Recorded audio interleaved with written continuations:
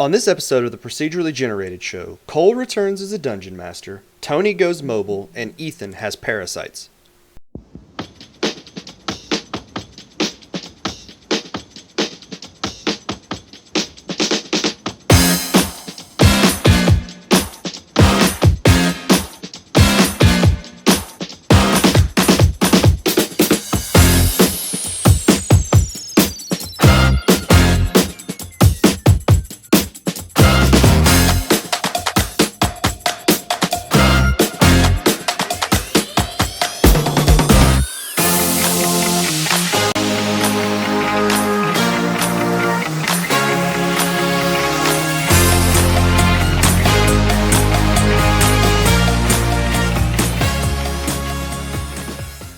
Well, howdy everybody, welcome to the Procedurally Generated Show. I'm your host Tony, and joining me this week, I've got Ethan.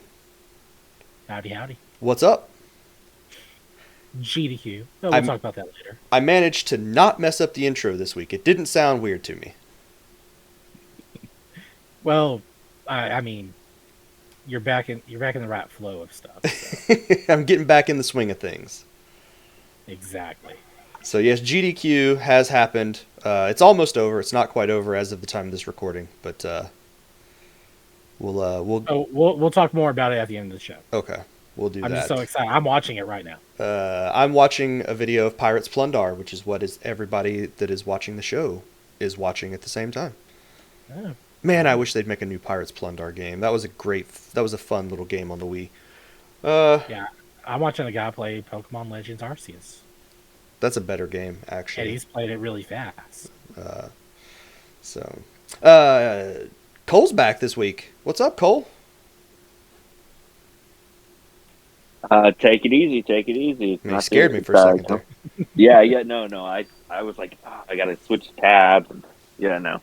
It's good. How's it going? Oh, not too bad. It's been almost a month and a half since we gotten to talk to you. At least, yeah. I mean, at least on the show. We've talked in the month and a half since we last recorded a show, but, That's what we want you to think. Oh, man. No, we do actually talk to each other sometimes between episodes. That's true. So, you're back. What have you been playing in your absence? A few different games, but really the one that I've been playing more and more week after week is Slay the Spire. Have you slayed the Spire? I have. So I have slayed several spires, but I have not technically slayed the spire. Why have you not slayed the spire yet? To slay the spire, you have to beat a run on each of the characters, which unlocks the last character. And then you have to beat a run with that character. And the reason I haven't won is because the last character has basically has no way to heal. And so you have to really manage your health and play defensively and know when to go aggressive. Because with very few times that you can heal yourself, mm-hmm. It gets really difficult, especially with boss fights or elite fight. And then on top of that, this character has to get 3 pieces of a key. And one of those pieces it's an elite fight, so it's a harder than normal fight. And then because they've got the key, it's a even stronger fight. Okay. So the combination of having to do harder challenges than normal with the lack of healing factor makes it really tricky. Mm-hmm. But I've had a few really close runs where I would have some alternate way to heal, or I would start getting different healing factors going into it, and it I would do so good, and then I would get into the second of 3 acts. I would get into Act 2, and then something would go wrong, and then it would just fall apart.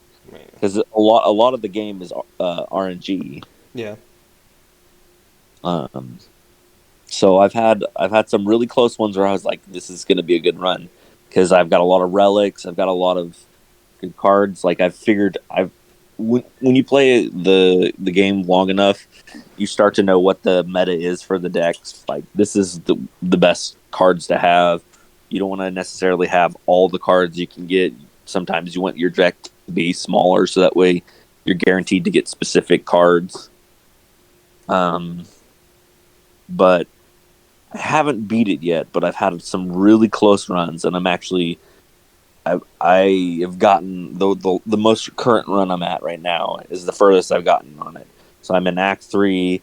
I'm about halfway through, and I'll have to finish the fight so that way I can win.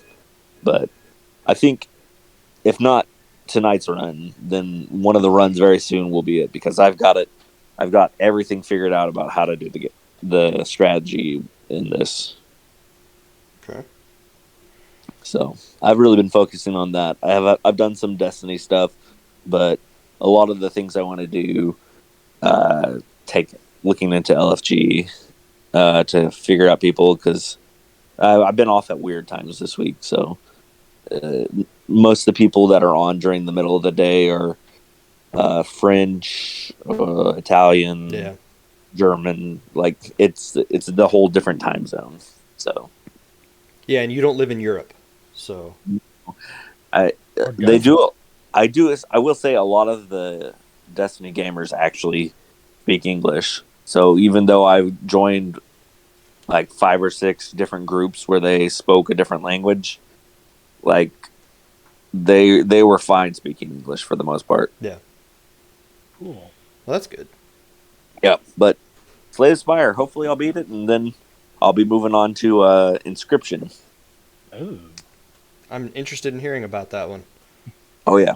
I want to hear all about the meta. Once I get there, I'll let you know. And then I want to hear about the meta in the meta. Meta. And in this Meta, format. meta. That sounds like a Pokemon. Meta. Metapod. Okay. Well, all right. Well, what about you, Ethan? What have you been playing? Okay, so I'm still working on Kingdom Hearts. Okay. Have you gotten past Agrabah yet? Yeah, I'm done there. I didn't stream any of what I played on there because I'm kind of doing it casually. I meant to stream it, but GDQ going on, I didn't want to cross the streams here and there and interfere with that. Other than other than legal requirements to do this podcast and the the Tuesday and Wednesday streams. I say legal. I'm pretty sure there's no legal requirements to doing There's those things. nothing. So Last I've I made checked, progress scientists are on there. human, My right? gummy ship is amazing. I love building on that thing. It's awesome. Yeah. But the game I've been playing the most, the game that I finished, the game that I've been streaming every Tuesday for 6 months. yeah, I'm gonna say like a month Like and 2 a half, months. with a break in there somewhere. Parasite Eve. You may have heard of this game before. I have heard of this game. I've never played this game. It is. There's a dude It on is- fire. There's a lot of people on fire in that game.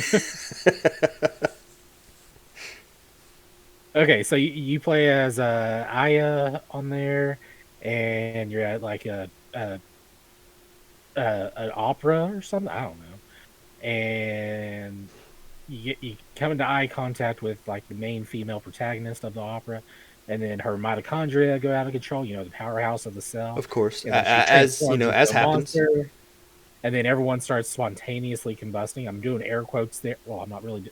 There's air quotes there on the spontaneous combustion. And then like things start mutating, and just a big old mess all around. And so that's what you're fighting are like mutated mitochondria monsters. And then eventually you're fighting other things. Yeah. The whole thing is that story was dumb. New York is where it takes place at. I mean, that's cool and all, but it takes place in New York. New York has been evacuated except for like precinct 19 or something, whichever one she works at. And but I beat the game with Stuart Stuart giving me a lot of help and Jason being supportive, just, being there. Yeah. It's a game I've been trying to beat for a while, and I was like, well, if I play it on here, I have like every excuse to actually play it all the way through, and there'll be someone there to keep me in check as well. So we did it. Nice. What are Beat you the playing this game. on? Is this a PS1 game? Yeah, it is a PS1 game. I'm actually playing it on the PS1 Classic Okay. Mini, whatever you want to call it. I modded it, added it to there. I own it on like PSP or something. The PS, I got it through PS3 and put it on PS. Whatever. I can play it legally. Play it on whatever. Yes. It's just a matter of getting the e-boot to carry over. Either way, I got it. Nice. So that game takes place over like 5 or 6 days. You're just all over New York doing stuff. You beat the game, and they're like, well, it's like you won. You defeated the ultimate life form, Shadow the Hedgehog. And then, yeah, I made the same joke here in the stream. Defeat the ultimate life form, and then it's like, all right, cool, here's my ending. You know what? This game came out in like 97, 98, somewhere in there. I'm going to say it's well past spoiler territory at this point. Yes. So, yeah, like all your hard work, all this leveling, all the crap you have to go through in this game, and you still lose. You get a scene at the end, everyone's eyes start glowing red. You're at the opera again, of all things, and it's like, oh, so we got taken over by the evil mitochondria in the long run. Great, Fantastic. and so it's like, well, this game has two others, has direct sequel, and then another game in the series, which I'm assuming is also a direct sequel of some kind. Not sure how, but it is. And so it's like, well, this couldn't. How could this end this way? Mm-hmm. There's a true ending. Oh. You have to go into X mode, or as we call it in the gaming world, New Game Plus. X Games mode? Yeah. So in X mode, at the end of the main game, while you're on the boat, you can talk to one of your colleagues. He's like, "Hey, let me inscribe or let me put your name or something on these weapons," and so you can name one weapon and one piece of armor. You have to take those with you into the New Game Plus on a specific save file that you make. So the weapon you spent all this time leveling up, making it awesome and everything, you want to throw everything you have into it before you end the game. So we did all that. Went into New Game Plus. So yeah, I'm strong. I can beat everything in this game fairly easily. But to get the ending, you have to go into a new location called the Chrysler Tower. That's in Chicago, isn't it? I don't want to doubt their accuracy on like New York, because like Natural History Museum's got a chocobo out front. So as far as I know, that's 100% legitimate. Oh no, it's in New York. It's in Manhattan. Sorry.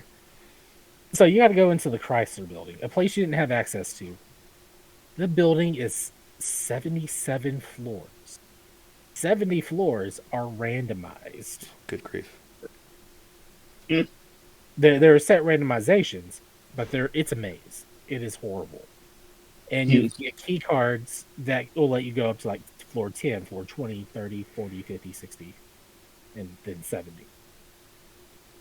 But if you're like, let's say you have key card 10, you go up to floor 11. That card no longer works on elevators there. You can't go back down unless you go manually. Mm-hmm.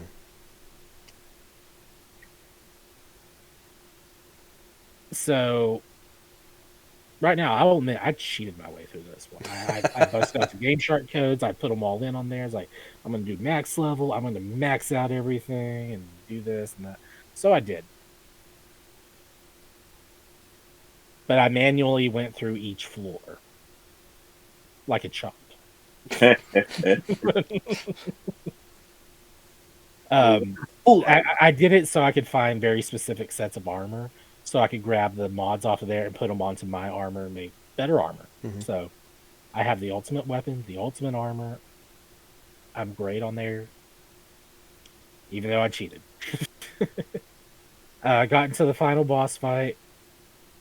I can't even explain how or what happened on there. Just genetics and cloning and weird crap. All this so I can get the true ending. I'm doing this on day 1 in the game, not day 6, not like you want to do it like day 5. I'm doing this on day 1. Blow through there like it's nothing. Get to the final boss. It actually does a one-hit kill on me, even though nothing else did any damage. And I had a revive, so it wasn't too bad of a deal. Beat the boss down, has like 40,000 HP. It's like 4 times worse than the final boss or something like that. Good grief.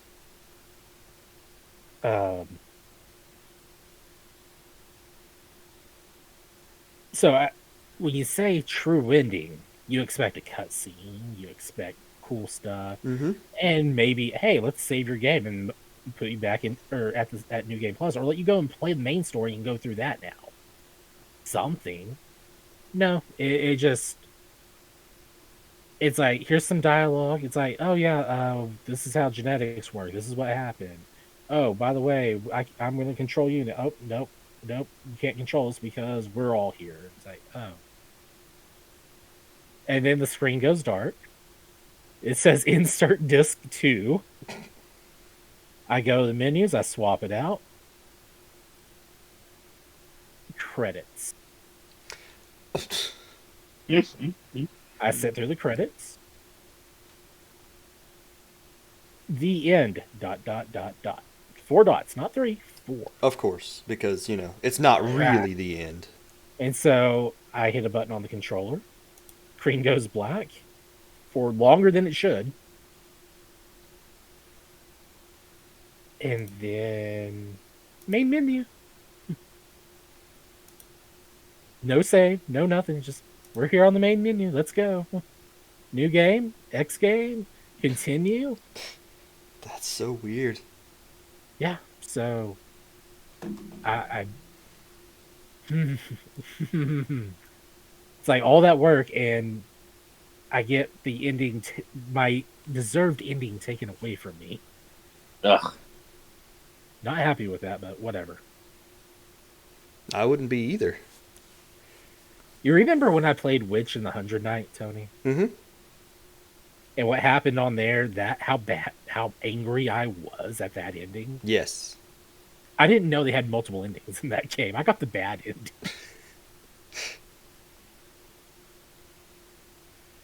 Anyway, this was better than that ending, but I was still mad. That seems very disappointing. Yeah. But yeah, maybe I'll move to Parasite Eve 2 at some point. I don't know. I did load it up for a moment to take a look at just, to see the intro load thing on there, and then to see like the demo video play of gameplay. Yeah. And it's like, I already knew Parasite Eve was like Square Enix attempt at Resident Evil. I was going to say, watching the videos, it looks a bit Resident Evil-ish. Yeah, like RE1, like like an early, kind of like a early downgrade of RE1. Like, oh, let's try it this way instead and make an RPG. I looked at Parasite Eve 2 footage, and wow, that they went full on Resident Evil in that. Did they? It is a very different game. Yeah, like you move, you see the camera angle change. You're like still. Which, it's not like you're loading into a different zone that's all Square Enix style. It's like the camera changes in the room. And like you approach a set of stairs, you have to hit X in order to go down the stairs or up the stairs. It's just, all right, that's very RE of them. Mm-hmm. Yeah, this looks a bit like if Resident Evil was a Final Fantasy game. Yeah. And I think Stuart told me that Parasite Eve was actually like the test engine for Final Fantasy VIII. Really? And looking at it, I can tell. Yeah, it looks a lot like it. It needs some work, but yeah. Like the whole time, you have to hold the circle button, or you're going to move at a snail's pace. Mm-hmm. It's like holding the run button in Phasmophobia. It makes a world of difference.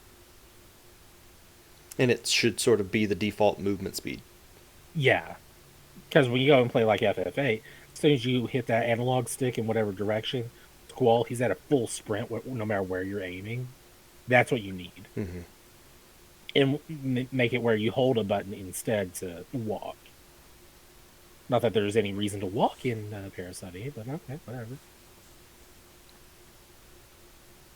So yeah, Parasite, fun game, I guess, for the time it came out. Probably gonna play the sequel in like a year or something. You could end 2023 with Parasite Eve 2. You can just bookend the year with Parasite No, Eve. it was like the timing when I started it was really great because it was around Christmas. There's a Christmas tree Like, on the screen right now. Yeah, exactly. It takes place during Christmas. Like you start off, I think Christmas Day, and then it carries on beyond that. It's a Christmas movie. It's the Die Hard of video games. Yep. I mean, if I'm gonna play a Christmas game, it looks like it. and I want, if I'm gonna play a Christmas game and I want to get noticed for it, I'm gonna have to play Infected. Okay. That's a PSP game. I'm not gonna say anything more on that. Tony, what have you been playing? What have I been playing? I played a little Before bit I more. go any more rage on Parasite Eve. I played a little bit of Horizon Zero Dawn, but I think I have officially stepped away from that game, and I am not going to go back. Ah, finally. So we'll see. Andrew is actually playing Horizon Forbidden West right now. Okay. He seems to be enjoying it. But I don't know. No, I have been playing Teenage Mutant Ninja Turtles Shredder's Revenge this week. Ooh. But we've played that before. That's I have weird. played through that game multiple times on multiple different systems. On multiple different characters. On multiple different characters, yes. I have not actually gone through and finished the game with every character on one system. Maybe if you combine the two systems, Xbox and Switch, I probably have at this point, but I have not gotten the achievement for finishing every character in one version of the game. But a new version of the game came out this week. Okay, you got me. And it came out courtesy of Netflix. What? Yes. If you are a Netflix subscriber, you have exclusive access to the mobile version of Shredder's Revenge. Okay, cool. Okay, yeah. I was like, don't tell me it's another like Black Mirror Choose your banner. own adventure. Yeah. No. It is the mobile version of Shredder's Revenge, which is just the full version of Shredder's Revenge. It's not like a dumbed down version of it or anything. They just have taken that game, put it on phones, and it is a Netflix exclusive at the moment. Cool. Maybe it comes to other devices outside of Netflix, but as of right now, you have to be a Netflix subscriber to get it. And it's good. Like, it is really good on mobile. I mean, it's not a, power heavy game or anything like that. The touch controls work okay-ish. I would not want to play through the full game using the touch controls. There's buttons all over the place for all the different things you can do in there. But it does have full controller support, and that's how I've been playing it. Connected an Xbox controller to my phone. I've got one of those little things that you can, snap your phone into it while you're holding the Xbox controller. So it basically turns it into like a GBA SP or whatever. Yeah, PSP. Yeah. And it's really good. It plays really well. It's got full online support for 6 players. And yeah, I mean, if you've played Shredder's Revenge and you liked it and you want to play it on your phone, why not? Because it's there and it works. It's really good. It doesn't have some of the stuff in the most recent update where they added a bunch of different things with, like, visual oddities. Like on the Switch now, I'm playing it in VCR mode because that's just a really fun way to look at that game. Okay. Where it looks like you're playing it on a VHS tape, and it's got the scan lines and all the weirdness that comes with a VHS tape, and it's just a fun way to play it. It doesn't have any of that stuff on the mobile version that I've seen, but apart from that, it is the full version of the game. It has the arcade mode, the story mode, all of the achievements. It controls super well. It's a good version of the game, and it finally gave me a reason to play something from Netflix, because like I have a Netflix subscription. I tried one of them, like I don't remember what it's called, Poingy or Vampy, I don't know, some elephant game that came out. It was a Netflix exclusive. I played it for like 5 minutes. Was like, no, this is dumb. I don't want to play this. But this, finally, I have a reason to download a game through Netflix. I wish you could just like stream it through Netflix, but they're not to that point yet. It's just, if you have a Netflix subscription, you get mobile versions of the games, and you get the full versions of them. You don't have to do any of the microtransactions or anything like that. Yeah. But yeah, Teenage Mutant Ninja Turtles Shredder's Revenge. It is Shredder's Revenge, and it's really good. But that's what I've been playing mostly this week. I've been like sitting in bed. I'm like, well, I want to do something. I'm watching That 70s Show, and I've got Shredder's Revenge on my phone. That's what I've been doing this week. Do you have any plans to watch, what is it, That 90s Show? Is that what they called it? Yeah. I'll check it out.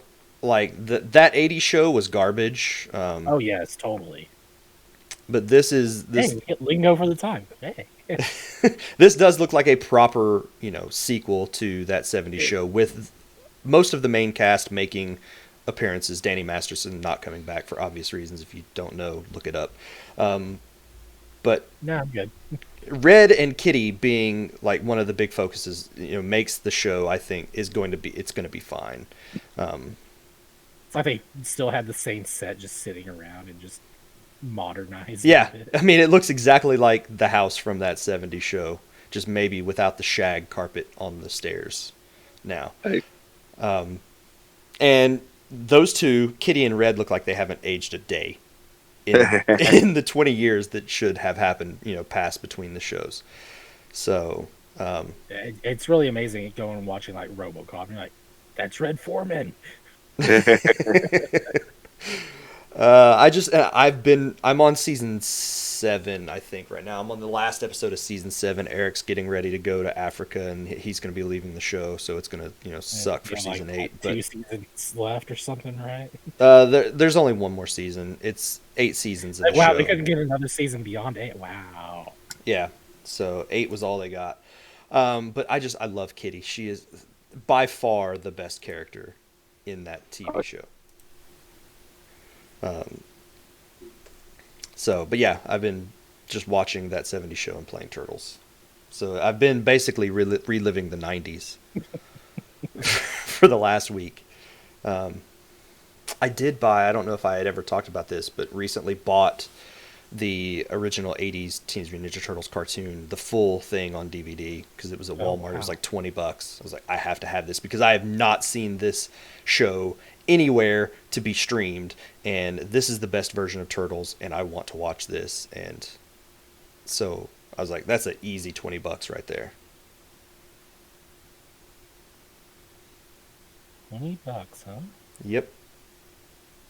$20 for the complete run of Teenage Ninja Turtles.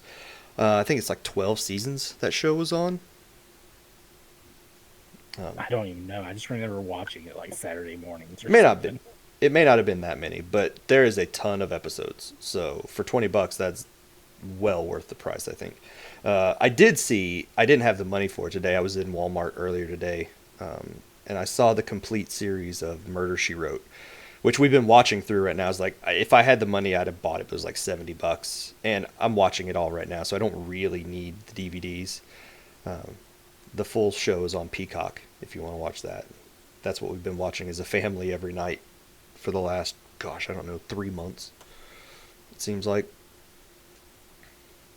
So, but that's really it for me. Just Teenage Mutant Ninja Turtles. a little bit of Horizon, but I'm done with that. I'm not going back to that. So let's take a quick break here, and then we will come back and talk about the news. Here we go. I will be right back. The time has come, fellas. There will be a death occurring this week. I can predict it. It is going to happen. Okay. And that death will occur at 11:59 p.m. Pacific time. So 2 o'clock in the morning, I guess 2 o'clock in the morning, January 19th here. That'll be Google Stadia. The servers and everything will officially be coming offline. Really? I guess that explains why Destiny shut it down already. Yeah, the Destiny servers in Stadia have already been shut down. They were a week ahead of the deadline for Stadia's demise. Yeah. But I'm sure they did that to prevent people from trying to buy any more content or anything. You haven't been able to buy anything on the Stadia stores in a while. What did I call this back in 2020? On launch, or no, not even launch, but like on announcement, yeah. So it has been a run for Google in their attempt at playing, getting into the video game business. But it is coming to an end. It is sad. Some places have already started making it so that you can take your purchase. If you purchase things on Stadia, you'll be able to play them elsewhere. Like any Ubisoft games that you had on Stadia, Ubisoft has given you the PC versions free. GeForce Now has done the thing, has also allowed you to play your Ubisoft games through GeForce Now. And they were giving people a month subscription to GeForce Now so they could try it out as, that transition away from Stadia was happening. So I'm surprised they're shutting it down and not like they're not like rethinking. It's just dead, right? Well, Stadia or Google has started some other game streaming thing. I don't remember. Oh, okay. I saw something about it, but Stadia itself is dead. This is something completely different. It is not related to Stadia. So they're just going to repurpose the servers to do whatever now. Google Plus. Sorry, they could have been like, "Hey, GeForce, well, let's do a short-term partnership. You take over this, and we'll integrate that into your stuff." That's not happening. This is I don't remember. I wish I could remember exactly what they were doing because I did see something about Google game streaming, but it's not nearly as in depth or as interesting as Stadia was. I did also see this week that ahead of the death of Stadia, they will also be unlocking the controllers. There will be an update to allow you to connect the controllers to devices with Bluetooth, which you previously have not been able to do. So you will be able to use Stadia controllers as Bluetooth controllers for your PC and your mobile devices after the update this week. I'm just happy I can log into Destiny now and not have three separate messages saying, "Hey, Google Stadia is shut down. You should integrate your characters, blah, blah, blah." Yeah. So I had 3 in a row before I could play the game. That's crazy. They're real proud of the messages. Such a dead game. I'm so glad that game is dead. Wait, what? No, I love Destiny. It's a great game. Destiny 2 is pretty good, yeah. Oh, there's a 2? If Destiny's so good. Why don't you marry it? So yeah, Stadia officially dies this week. That leaves GeForce Now, Amazon Luna, and xCloud as the big players in streaming. PlayStation has their thing too, but I think PlayStation's is pretty garbage myself. Yeah, I love that cloud. So that's where I spent most of my time playing this week, was like on breaks and during lunch. Yeah. So, but in other bad news, Ubisoft has canceled a number of games this week. I think there were 3 unannounced games they said have been officially canceled, so they didn't even need to tell people.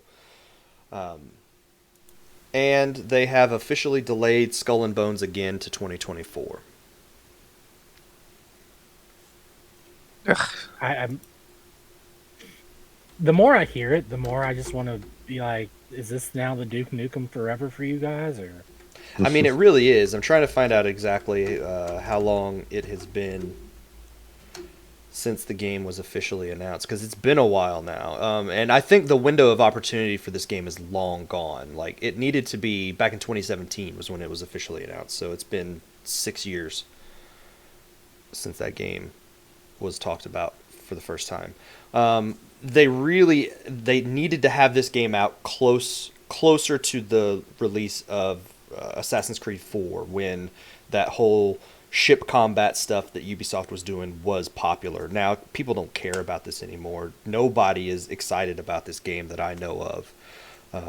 The only reason it's coming out is because there's some deal with an Asian country that, for tax reasons, they have to get this game on store shelves.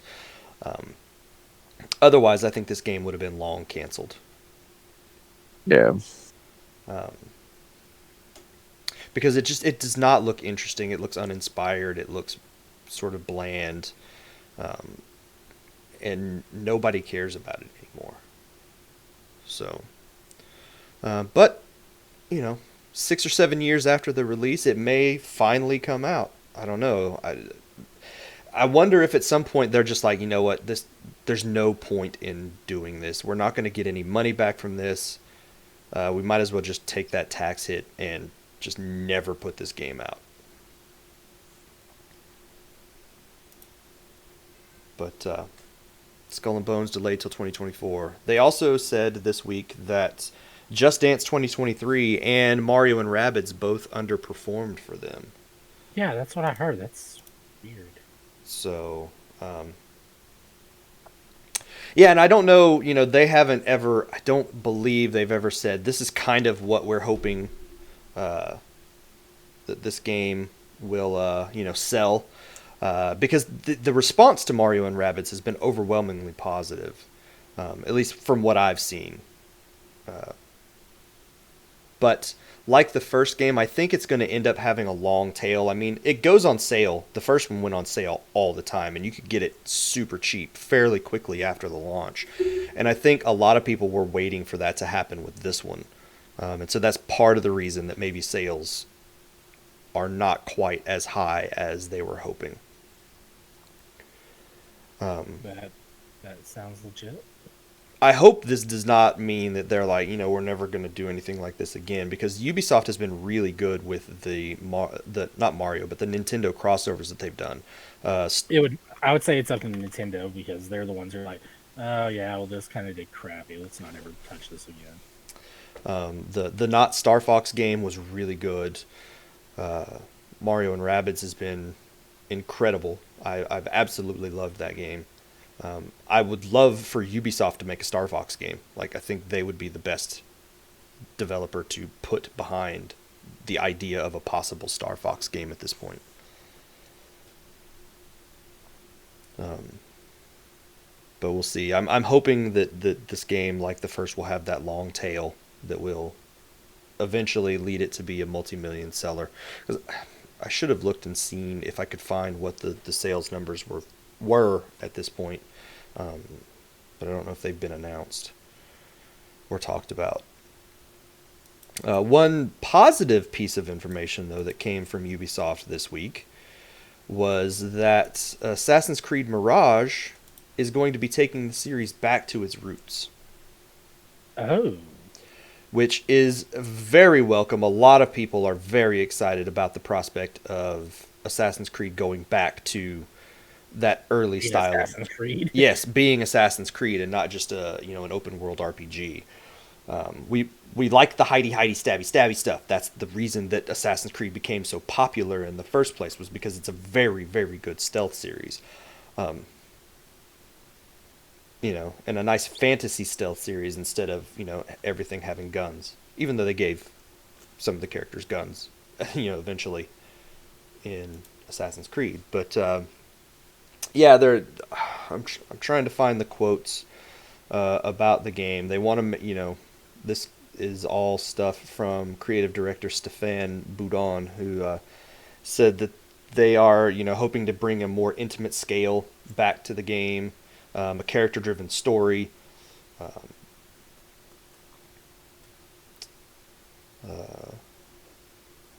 where are the rest of these quotes? If I sound distracted, it's because I was kind of doing something stupid. There you go. Was it the spaghetti sauce? Oh, did it not? No. I'll explain that later if I need Okay. to. So, but yeah, the idea of Assassin's Creed Mirage going back in time to, that Assassin's Creed 2, the Assassin's Creed Brotherhood through, up through, the Unity era sort Right. of gameplay is very, very exciting to me. I've long wanted that to happen. Because Odyssey was good, Origins was good, Valhalla was good, but those don't feel like Assassin's Creed games. Those are just fantasy RPGs set in different time periods, and Exactly. it's not the same. Like it's got some of that stuff, but not enough of it to feel like an Assassin's Creed game. I wonder if they start to put more of a focus back on the modern day stuff. I don't know if we'll ever see that again. I think that's sort of, gone at this point. But I'd love to see them revisit some of that stuff, but I don't know how you integrate that story back into it at this point. When I'm assuming you saw what I did. I haven't yet, no.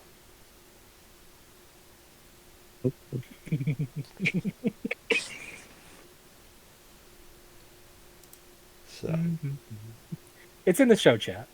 you got married? Yep. Okay. Interesting. That is now on the podcast. So, because that window opened up on the screen that I'm streaming. Oh no, it did. Yeah. Oh, Mazel Tov. Congratulations. Yeah, the whole time I've just been giggling stupidly to myself and typing that I was making a fake marriage. What it says is marriage certificate. This is a certified that Destiny, the game, and Ethan King were wed on the 14th day of January in the year 2023 by Cole Grissom at the Tower. There you go. That is. And it has the signature lines. Very nice. So yeah, Assassin's Creed Mirage will be out this year, I believe. We don't have a time frame for that yet. We don't know a ton about the game. It's set in Baghdad during the 9th century, so we're going, to the Middle East, which You go Altair.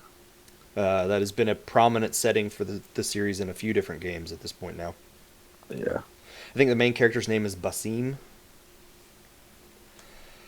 Lit. I mean, our previous one was Deslan, so. Well, I mean, that's infamous, or that's yeah. Was it? Desmond. Desmond is the character from Assassin's Creed. I was close. Unless it had a syllable or something. Desmond Miles was the main. Yeah. Was the modern day protagonist. He's the protagonist in the first 3 games. Yeah. So, in the game. Microsoft this week announced that they are holding a direct. No way. They are. They can't do that. That's a Nintendo thing. They are actually holding a direct. They are calling it the Developer Direct, and is going to be January 25th. And it will deal with a number of upcoming games, with the exception of, they said, Starfield, which will be getting its own separate presentation. Starfield. Isn't that like a game that's been trying to come out for like 20 years? That is a game that's been long in development, yes. With like over $30 million or something in donations. Or am I thinking of something else? That's something else. Starfield is the Bethesda space RPG. Oh. Yep. Oh, okay. I'm thinking of the Kickstarter thing. That's okay. Never mind. But Space Skyrim. Starfield has been long in development as well. Half-Life 3? Half-Life 3 is not coming anytime soon. Okay. And I don't think Bethesda would be doing Half-Life 3. So, I bet they would before. They probably would before Valve, yeah. Yeah. So that is very likely. But yeah, I don't know how long it's going to last. Don't know all of the games are going to be a focus of the thing. I know they listed some of the titles, but I think Forza is one of them. What else is coming from Microsoft? I can't remember right off the top of my head. Halo. There's no Halo news that's going to be. I have no idea. I should probably actually look at the show notes instead of watching the thing I'm watching. Spelunky? I think they did Spelunky. We just had Splunky 2. Too soon for Splunky 3. Spelunky 3 Tokyo Drift. Too fast, too splunky. Too fast, too splunky. Oh, man, don't make me make you watch 3 Fast, 3 Furious.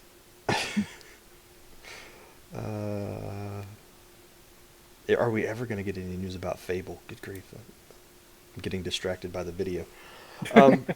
Albion Mobile? That's not Fable. Not without Molyneux. So yeah, January 25th. Lots of news coming from Xbox. And then, of course, let's end the show as promised, Ethan. Before we do that. Hold on. So, a while back, I mentioned this idea that I had for like a little game we could play during the show. Okay.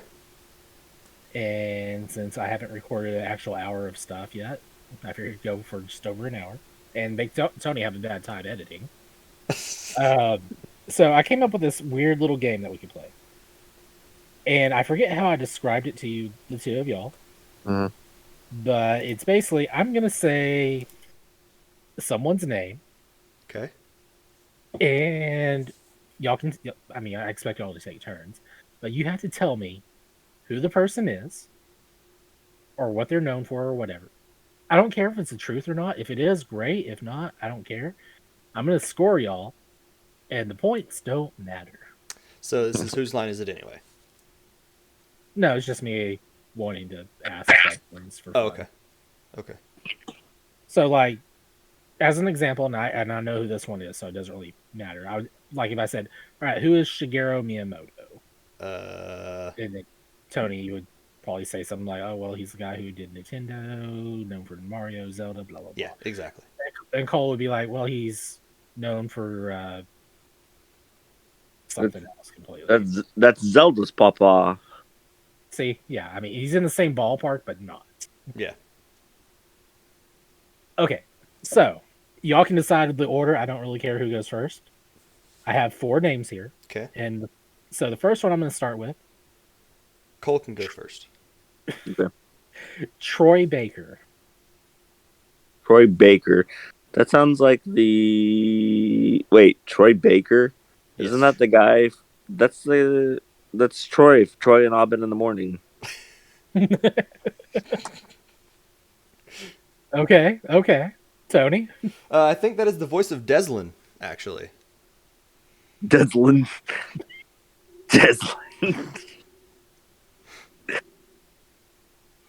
Because he is. I In Infamous, he is the voice of... I feel like you're poking fun at me, but okay. He's also the voice of Joel in The Last of Us. Okay. The game or the game of the show? The game, not the show. He is in the show, but he is not playing Joel in the show. They've had the first episode air, right? No, it's out tomorrow as of the time of recording. It's Sunday. They've had previews out or something. So, I think. Yeah. I think the first 2 episodes are going to be available to start. Yeah. All right, Tony, I'm going to give you 17 points. Okay. Cole, you get 20. What? Hey! Community. It's just because it's a community reference. It's a community's reference. Yeah, not much thought had to go into it, so he didn't get a full 25. But, it's community.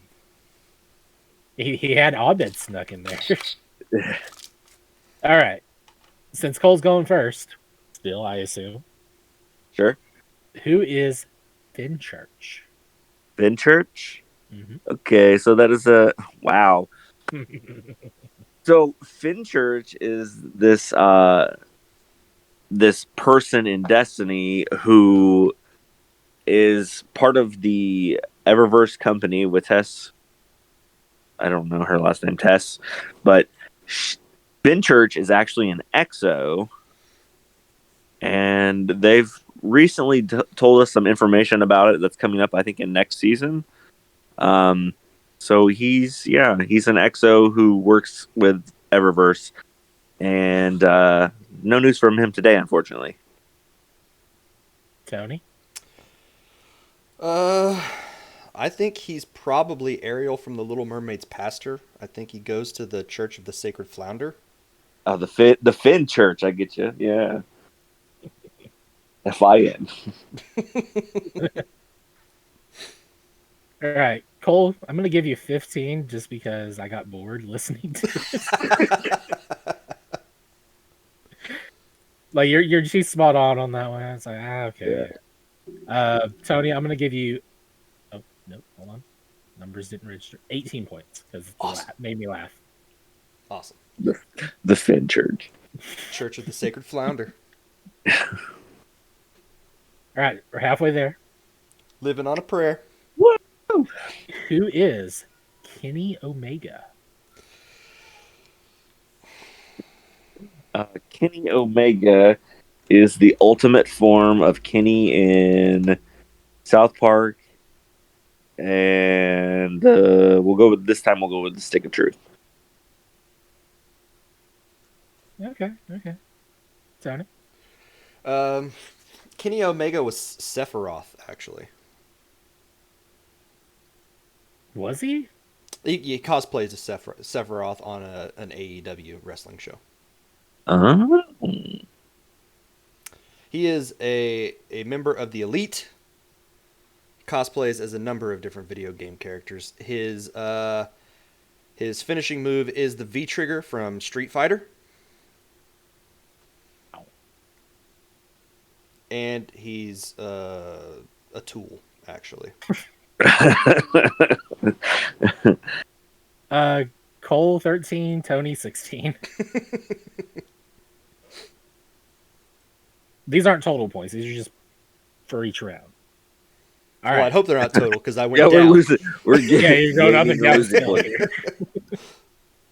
All right, last one. Who is Tom Bombadil? Tom Bombadil. Tom Bombadillo. Tony knows what I'm talking about. Tom Bombadil is Goldberry's not husband because they're not married. At least I don't believe they are. He's the only man that controls Old Man Willow. And he's got an awesome hat. It's yellow. Follow that up, Cole. Judging from what Tony said, because I have no idea who that is, it's the man in the yellow hat from Curious George. There you go. I will accept that answer, actually. I don't know if Ethan will, but I will accept that answer because it could absolutely be true. It's like he didn't do his homework, so he just copied yours and changed it. When someone tells the joke, but then you say it louder, you get all the credit. All right, Cole 10, Tony 14. The biggest omission from the Lord of the Rings movies, rumored to be coming in season 2 of Rings of Power. I hope that is true. I would love to see Tom Bombadil on screen. The only character in Middle Earth who the ring has no power over. So, he's basically awesome. That's what he is. Nice. Hold on, tallying points.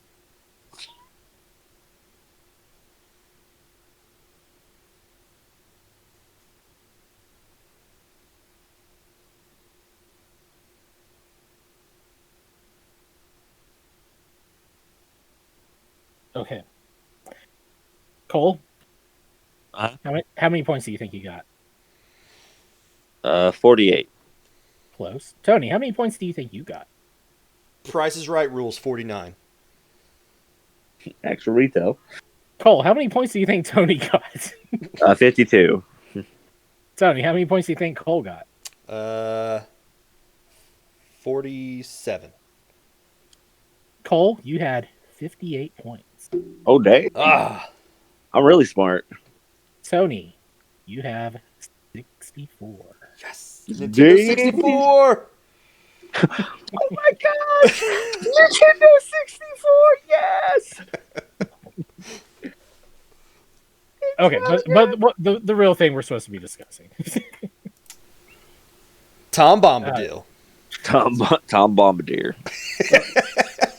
You can't say bomb on it. You can't say bomb on an airplane, Tom. All right, what happened to GDQ this week, Ethan? I was going to say, Tom Bombadil is really the reason I came up with that, because I was like, he's not in the movies or anything. Who is this character? So I have to know. And so I was like, all right, I started making the list, and I actually Googled who it was, like, a day later. In 1 or 2 chapters of the book. I can't remember exactly how many, but he's a great character, but... it seems very overpowered. Oh, yeah, he's way OP. And Apparently he is the strongest. And a good omission from the movies. Like, he doesn't need to be in there. He would completely break the movies by being in there. Totally, yes. Okay, so GDQ has been happening all week. Games done quick. That's what that means. Awesome games done quick. Right now, I've had it on the entire stream, except for when we were playing Halo. I had it off during that. They are currently sitting at $2,417,500. Yeah, $2,417,600 some odd dollars. What's the goal? There is no goal. It is just get a bunch of money. I thought they always had like a, They have goals that are like milestones, or like that, I guess. Donation incentives, like, hey, if we hit 1 million, we can do this. And now it's like, all right, now if we get 100,000 during this game, we'll add this other game. Yeah, it's grown a lot. Right now, they're playing Pokemon Legends Arceus.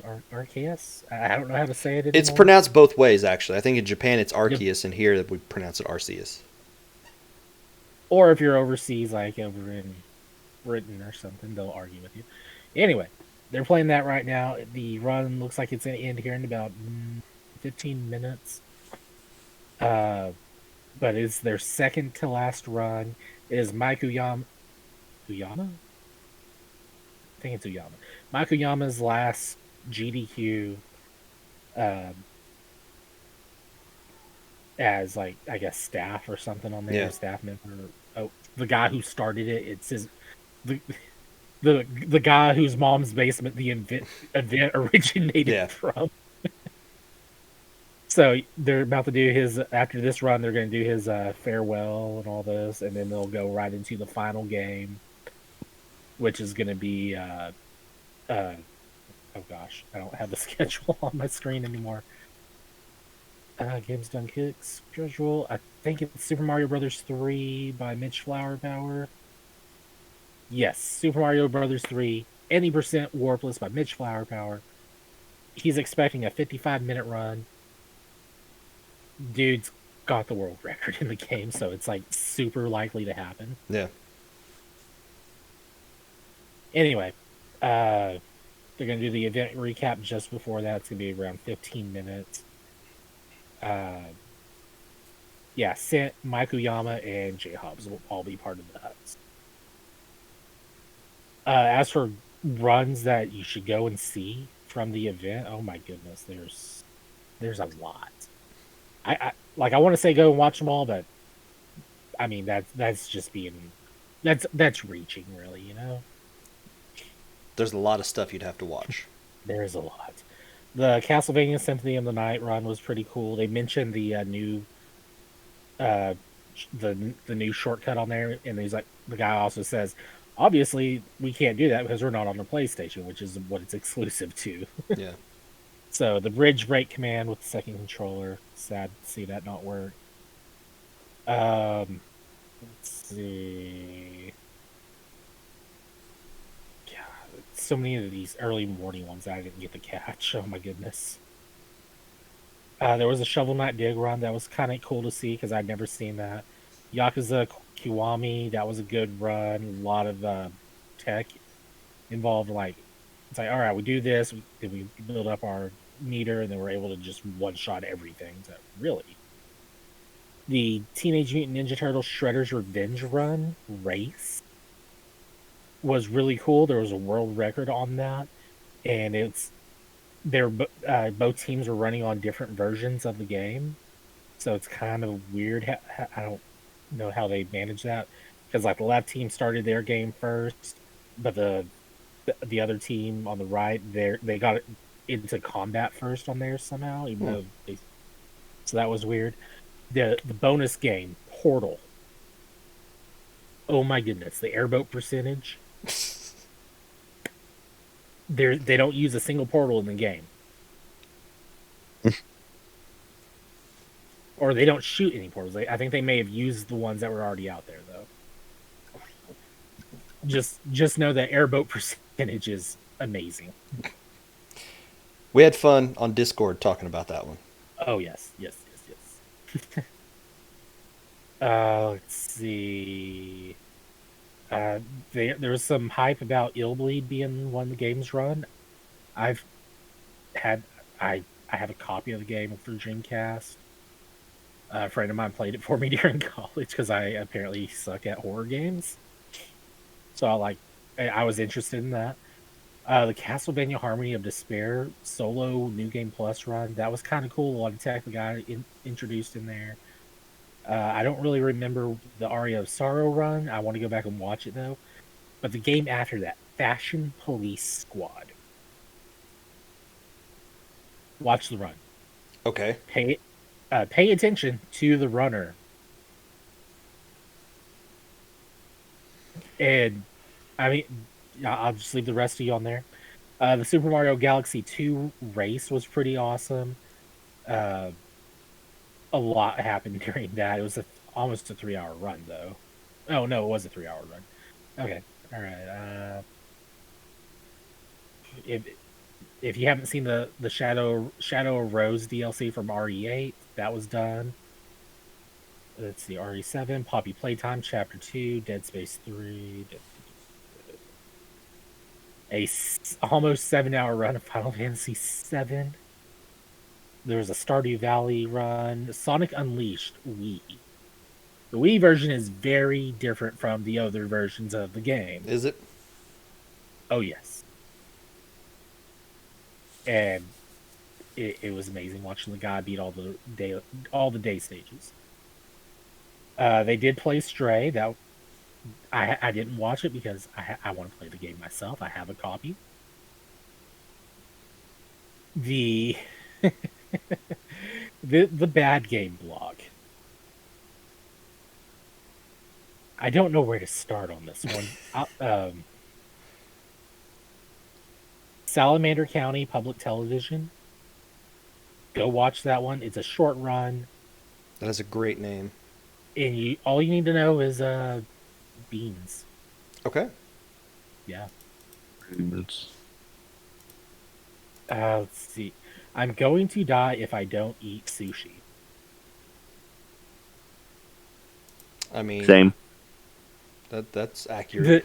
The name is interesting. It catches your attention. You're like, is that the name of the game, or are you actually going to die? And then you see the game, and you're like, ugh, really? But then you watch the game. And yeah. That is one I saw before the show that I had on my list of I need to pay attention to this. I would go back and watch it on the VOD, not the YouTube channel. Watch it on actual on the Twitch channel, okay, with the chat pulled up just so you can see the love for that game. They did a race between Sonic versus Knuckles on Sonic Blast for Game Gear. Yeah. And they were about a second apart. Knuckles ended up coming in first on there. I haven't seen the Steven Seagal is the final option prototype run yet. I heard good things about it. Boomerang X, that was an indie game on there. That that was pretty amazing to see. I wasn't expecting much from it. I was expecting something, but not what I saw. Mm-hmm. DS Legend of Zelda race was amazing. I mean, it's Legend of Zelda, so. Let's see. Of course, Metal Gear Solid 3 Snake Eater. I would promote that anytime, every time. Power Wash Simulator, the Celeste custom maps. Oh, gosh. Y'all can stop me at any time, please, because I'm just... Oh, Metroid Prime 1+2. Multi-world co-op randomizer. So I think that was today, or was that yesterday? That was yesterday. Really awesome. One guy's playing Metroid Prime, the other one's playing Metroid Prime 2 Echoes. Mm-hmm. They're finding stuff for each other. Did they go over estimate? Where'd it go? They went slightly over estimate, I believe. And it comes down to checking where you have to know where everything is.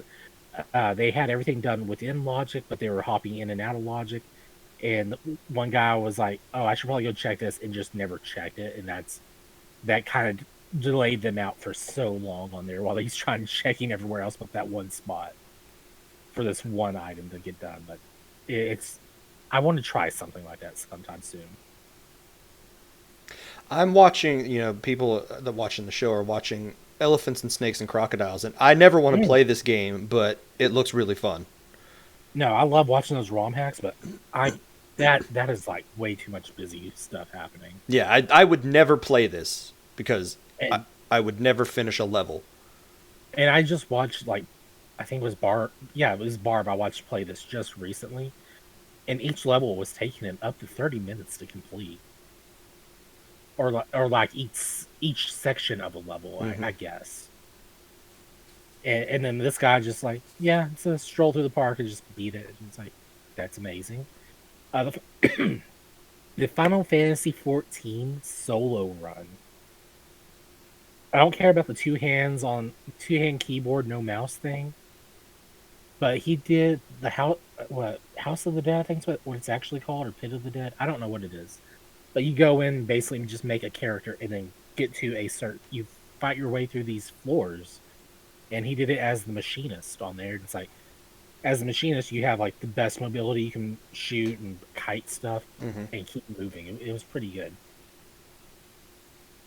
And then he also had an audience in the game just cheering him on too. Nice. Super Mario All-Star Shuffler. It was hilarious watching her play that. It's like she'll be jumping over a pit and then the game switches to another game. And so it's like, okay, whenever it switches back, I hope you know what you're doing. Yeah. And you can make that instant reaction. She didn't, or did. We don't know. I don't know if it was Mega Man 64 or Mega Man Rock and Roll. Apparently there was a hard crash during one of those games and some bad RNG stuff, but Mega Man. Mm-hmm. Mega Man games are always great. They even had a Mighty Gunvolt Burst. It's not Mighty Gunvolt, but it's an 8-bit downgrade version. It looks great. Yeah. Metroid Dread was really great. I'm just gonna leave that one there. Half-Life Alyx, Dark Souls 2. I'm basically at the current stuff. Dark Souls 2, Scholar of the First Sin. Then there was Zelda Link to the Past, and then Pokemon Legends Arceus, which is on right now. So yeah, I have talked way too much on this, but it has been a week watching all these fun runs. And oh wow, he's got like 2.5 minutes left on the run. So yeah, GDQ. Looks like they'll probably get close to. They might break a 3 million. Has GDQ done that yet? Yes, The 3 million mark? Yes. It's just, they still have they still have over an hour to go, so it's just, getting there. Yeah. All right. And how hyped people are right at the end. I think that's probably a good spot to end the show. Yeah, and this is all for the Prevent Cancer Foundation. Also, or Summer Games Done Quick, that's Doctors Without Borders, so that'll be later in the year. Yep, that'll be in the summer. So, well, there you go. That will be it for the show for this week. So thank you very much, Cole, for coming back. Thanks for having me back.